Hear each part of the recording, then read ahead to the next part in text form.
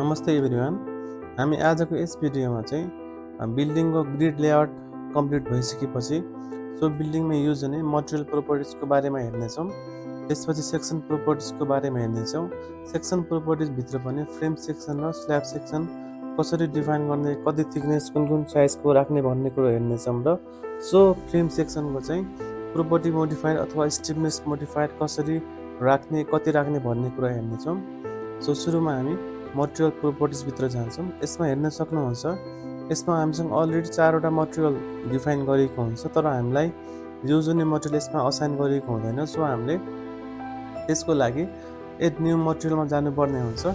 यसमा हेर्न सक्नुहुन्छ, रिजनमा हामीले इन्डिया चुज गर्नुपर्ने हुन्छ, किनकि हामीसँग नेपाल लिस्टिङ छैन र इन्डियन कोड नै फलो गर्छौँ।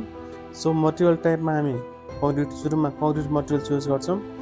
स्ट्यान्डर्डमा हामी इन्डियन नै चुज गर्छौँ र ग्रेडमा हामीसँग different grades of concrete available छन्। यसमा M15 देखि M16 सम्म छन् र त्यो हामीले डिफाइन कुन ग्रेड युज गर्ने भन्ने कुरो हाम्रो NBC कोडले दिन्छ। त्यसको लागि NBC 105/225 मा हेर्न सक्नुहुन्छ। पेज नम्बर 58 मा क्लज नम्बर 2.1 मा हेर्न सक्नुहुन्छ। Minimum grade of structural concrete shall be M20 but M25 for building more than 12 metre in height बनेको छ। हाम्रो बिल्डिङ 12 मिटरभन्दा सानो छ भने हामीले M20 युज गर्नुपर्ने हुन्छ, तर हाम्रो बिल्डिङको हाइट 12 मिटरभन्दा ठुलो छ भने हामीले M25 युज गर्नै पर्ने हुन्छ। अहिलेको हाम्रो केसको लागि हाम्रो बिल्डिङ अहिले 4 स्टोरीको छ र ओभरअलमा 12 मिटरभन्दा सानो नै छ भने हाम्रो अहिलेको केसमा हामी M20 युज गर्छौँ, ओके गर्छौँ। त्यसपछि यसमा हेर्न सक्नुहुन्छ, M20 ग्रेडको डिफ्रेन्ट प्रोपर्टिज यसमा असाइन गरिएको हुन्छ, जुन इट्यापले यसको डिफल्ट भ्याल्यु नै राखिएको हुन्छ। हामीले यसमा चेन्ज गरिराख्नु पर्दैन। हामी यसमा ओके गर्छौँ। त्यसपछि हामीले डन्डी डिफाइन गर्नुपर्ने हुन्छ अथवा रेन्फोर्समेन्ट डिफाइन गर्नुपर्ने हुन्छ। त्यसको लागि एड न्यू मटेरियलमा जान्छौँ। रिजन हाम्रो इन्डियन नै हुन्छ। मटेरियल टाइप हामीसँग फेरि यसमा दुईटाको हुन्छ, यसमा ध्यान दिनुपर्ने हुन्छ। एउटा स्टिल भन्ने हुन्छ, अर्को हाम्रो रिबार भन्ने हुन्छ। स्टिल भनेको हाम्रो स्ट्रक्चरल स्टिल जस्तो आइबिमहरू, सी च्यानलहरू हुन्छ, जुन हामी यसमा डिफाइन गर्दैनौँ।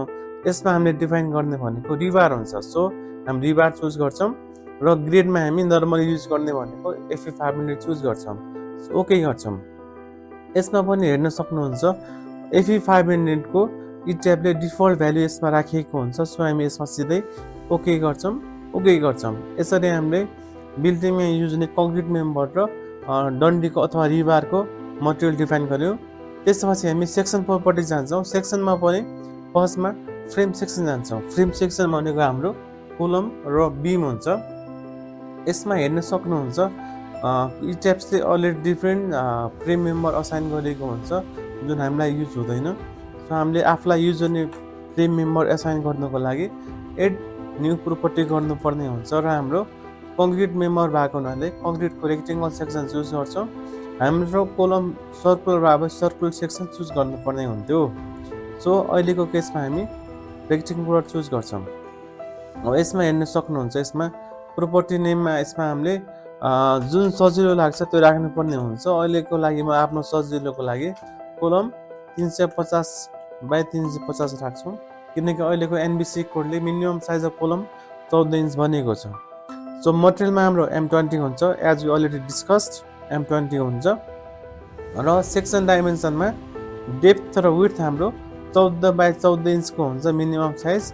इन केस 14 इन्चमा हाम्रो बिल्डिङ पास भएन, एनालाइसिसमा फेल भयो भने हाम्रो पछिको स्टेजमा साइज बढाउनु पर्ने हुन्छ।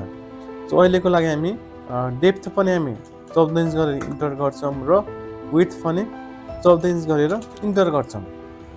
यसरी हाम्रो कोलमको साइज डिफाइन हुन्छ। त्यसपछि हामीले कोलमको प्रोपर्टी मोडिफायर थोरै चेन्ज गर्नुपर्ने हुन्छ र रिबारमा पनि थोरै चेन्ज गर्नुपर्ने हुन्छ। फर्स्टमा हामी प्रोपर्टी मोडिफायर चुज गर्छौँ। यसमा हामीले एज पर NBCमा हेर्नुभयो भने NBCको टेबल 3.1 मा कोलमको फ्लेक्स र स्टिफनेस चेन्ज गर्नुपर्ने हुन्छ। यसमा पनि हामीसँग दुईवटा कन्डिसन हुन्छ। एउटा हाम्रो अल्टिमेट डिजाइन हुन्छ, अर्को हाम्रो सर्भिसेबिलिटी डिजाइन हुन्छ। हाम्रो अहिले हामी सुरुमा अल्टिमेट डिजाइन गरौँ, त्यसपछि सेकेन्ड स्टेजमा हामी सर्भिसेबिलिटी डिजाइनपट्टि लाग्नेछौँ। सो हाम्रो कोलमको अल्टिमेट डिजाइनको स्टिफनेस कति छ भने 0.7 छ। सो हामी यी टाइममा गएर मोमेन्ट अफ इनर्सिया चाहिँ हामी 0.7 2 एक्सिसमा र 3 एक्सिसमा पनि 0.7 राख्छौँ। सो ओके गर्छौँ। त्यसपछि रिबार मोडिफायरमा हेर्नु सक्नुहुन्छ, हाम्रो डिजाइन कोलम नै हुन्छ, लङ्जिट्युडनल रिबार एफी 500, कन्फाइनमेन्ट हाम्रो एफी 500 हुन्छ। त्यसपछि हाम्रो कन्फिगरेसन रेक्टेङ्गल नै हुन्छ, हाम्रो साइज नै हुन्छ हाम्रो। हामी रिबारलाई हामी डिजाइन गरेर हुन्छ, सो हामी डिजाइनमा चेक गर्छौँ। त्यसपछि क्लियर कभर भनेको हाम्रो कोलमको क्लियर कभर 40 mm नै हुन्छ। त्यसपछि हेर्न सक्नुहुन्छ number of bar along 3 direction र अलोङ 2 डिरेक्सन। यो भने कस्तो हुन्छ भने हामी ड्रइङमै हेर्ने हो भने यसमा हेर्न सक्नुहुन्छ। So number of bar 2 direction भनेको यो डिरेक्सनमा हुन्छ र 3 डिरेक्सन यो डिरेक्सनमा हुन्छ। सो हाम्रो 2 डिरेक्सनमा पनि अहिलेलाई हामी 3टा रिबार एजुम गरौँ र 3 डिरेक्सनमा पनि हामी अहिले 3टा रिबार एजुम गरौँ। सो हामी 3 डिरेक्सनमा 3टा र 2 डिरेक्सन 3टा एजुम गरौँ। त्यसपछि लङ्जिट्युडनल रिबार साइज हाम्रो 16 राखौँ अहिलेको लागि एजुम, ल कर्नर रिबार 12 नै राखौँ। त्यसपछि कन्फाइनमेन्ट बार भनेको हाम्रो रिङ अथवा स्टिटअपको साइज हुन्छ, जुन हामी युजुअली 8 अथवा 10 युज गर्छौँ, अहिलेलाई हामी 10 नै युज गर्छौँ। सो ओके गर्छौँ। यसरी हाम्रो कोलमको फ्रेम सेक्सन डिफाइन हुन्छ। अब नेक्स्ट स्टेजमा हामीले बिम चुज गर्नुपर्ने हुन्छ अथवा एसाइन गर्नुपर्ने हुन्छ। त्यसको लागि हामी एड न्यू प्रोपर्टी गर्छौँ, कङ्क्रिटको रेक्टेङ्गल सेक्सन युज गर्छौँ र हामी नेममा चाहिँ हामीले नेम जे दिने हुन्छ। जस्तो अहिले हामी कोलम म 10/14 को डिफाइन गर्छु, सो मैले नाम चाहिँ 250/350 दिन्छु। मटेरियलमा हाम्रो M20 हुन्छ, ओके। त्यसपछि डेप्थ हाम्रो 14 इन्च हुन्छ, 14 इन्च गरेर इन्टर गर्छौँ, अटोमेटिक एमएममा आउँछ र विड्थ हाम्रो 10 इन्च हुन्छ, इन्टर गर्छौँ। त्यसपछि प्रोपर्टी मोडिफायर अघि मैले देखाए जस्तै एनबिसी कोडमा हेर्नुपर्ने हुन्छ। एनबिसी कोडको बिममा अल्टिमेट डिजाइनमा चाहिँ हामीले 0.35 राख्नुपर्ने हुन्छ।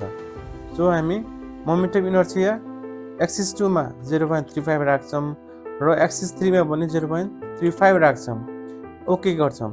त्यसपछि रिबारमा पनि रिबार जान्छौँ। यसमा हेर्न सक्नुहुन्छ हामीले डिजाइन फर बिम गर्छौँ, ल रिबार हामी 500 चुज गर्छौँ, यसमा 500 चुज गर्छौँ र कभर टु लङ्जिट्युडनल रिबार सेन्ट्रोइड भनेको छ। हामीले कभर कति राख्छौँ भन्ने कुरा यसमा हेर्न सक्नुहुन्छ। जस्तो बिमको केसमा यो फेसबाट यो डन्डीको सेन्ट्रलसम्म कति राख्ने भन्ने कुरो हुन्छ।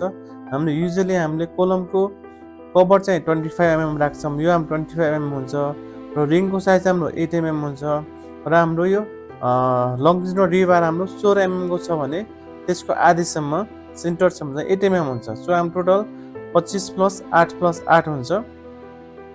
सो यो अहिलेलाई हामी 41 राख्छौँ। सो टप पनि 41, बटम पनि 41 हुन्छ।